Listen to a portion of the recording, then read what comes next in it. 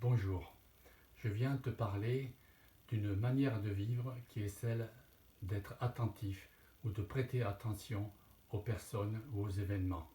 J'ai redécouvert ce thème en écoutant une émission radio de Simone Weil, la philosophe décédée dans les années 40, qui était juive d'origine et qui s'est convertie à la foi chrétienne.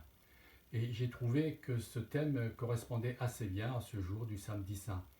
Car en ce jour, je pense plus particulièrement à Marie, Marie qui est profondément meurtrie par la mort de son fils et en ce jour qui se tient comme au pied de la croix debout. Debout, ça veut dire qu'elle tient ferme dans sa foi. Et comme elle le fait à son habitude, j'imagine qu'elle médite les événements dans son cœur. Et que médite-t-elle sinon les dernières paroles de son fils?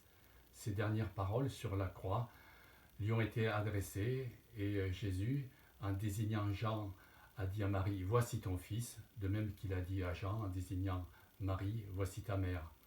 Donc en ce jour du samedi saint, Marie est habitée par les dernières paroles de son fils. Et elle les médite, mais non seulement elle les médite, mais elle les met en pratique. Et j'imagine qu'une façon pour elle de mettre en pratique ces paroles, c'est d'être attentif autour d'elle aux autres apôtres, en particulier de Jean, mais aussi envers tous les autres. Et j'imagine aussi que les apôtres, un petit peu par effet de contagion, ont aussi été attentifs les uns aux autres. Ainsi, par exemple, Jean a pu demander des nouvelles de son frère Jacques ou chercher à revoir Pierre.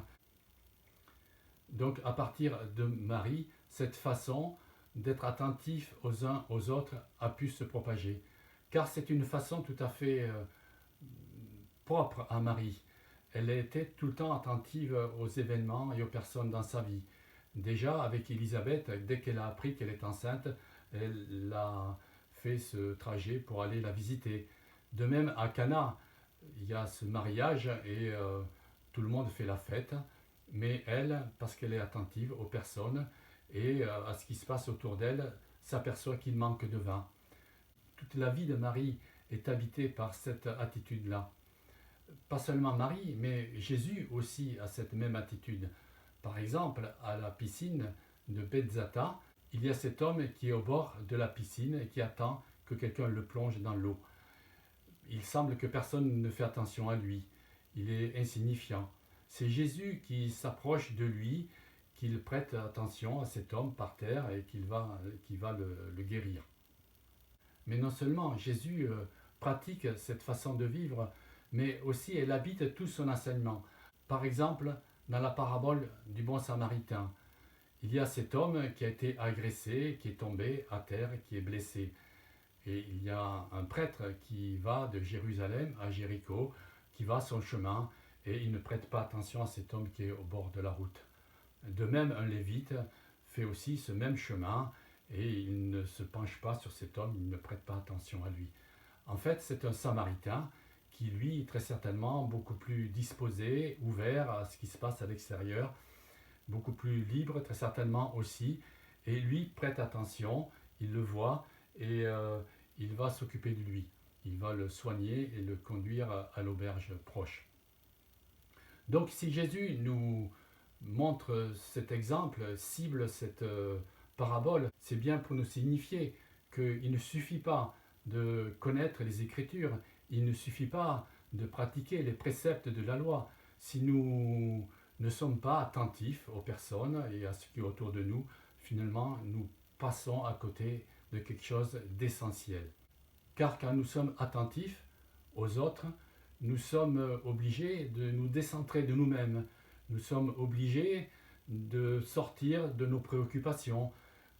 Il y a comme une sorte de retournement, en fait de conversion.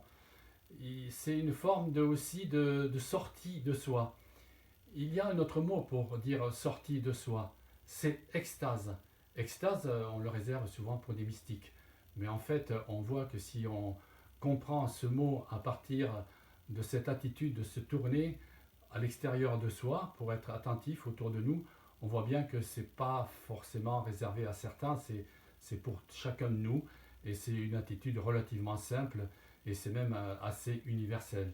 Mais c'est aussi une attitude spirituelle parce que c'est une façon de tenir deux attitudes qui est celle de la vie active et de la vie contemplative. Active parce que dans le fait de prêter attention, de se détourner de nous-mêmes pour nous tourner vers l'extérieur, il y a une sorte d'effort, il faut faire une effort sur soi-même, il y a une sorte d'ascèse aussi, et donc voilà, ça nous demande de nous engager dans une action pour rester ouvert. Et aussi l'attitude contemplative parce qu'il s'agit de recevoir, d'être dans une position réceptive, d'accueillir ce qui nous est donné, qui n'est d'ailleurs pas toujours une attitude très facile. Donc il est intéressant d'essayer de vivre davantage de cette façon.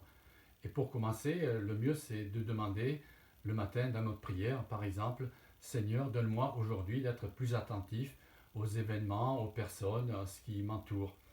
Et j'en ai fait l'expérience. Par exemple, en traversant une place publique, tu vas t'apercevoir qu'en regardant les gens qui vont et qui viennent, tu vas être émerveillé de cette profusion de vie qui est autour de toi. Et ça va susciter en toi une louange ou une action de grâce. De même, en regardant un arbre, par exemple, si tu vois un oiseau qui vole de branche en branche, tu vas aussi être dans une forme d'émerveillement de ce qui est donné dans la création. Par exemple aussi, si tu croises une personne qui porte une souffrance, tu vas être probablement plus attentive à elle et tu vas peut-être porter davantage cette souffrance. Quelque chose de cette souffrance va passer de lui à toi. Tu vas davantage la porter et le soir, dans ta prière, ça va venir spontanément. Tu vas offrir au Père cette personne avec sa souffrance. Donc c'est une façon de vivre à l'exemple de Marie et c'est aussi une façon de se laisser guider par l'Esprit qui habite toute chose et toute personne.